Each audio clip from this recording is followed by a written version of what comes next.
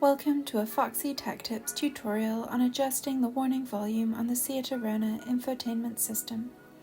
If you find this tutorial helpful, please consider subscribing to my channel and liking the video. Follow the steps to learn how to adjust the volume of the warning beeps on the Seat Arona.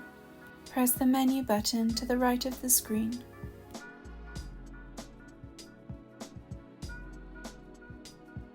Then tap Sound. Tap Settings at the bottom.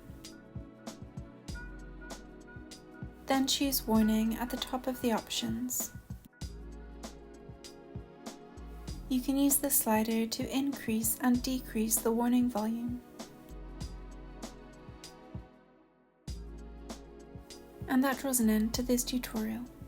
Please like the video if you found it helpful and subscribe to Foxy Tech Tips for more Seat Arona tips and tricks.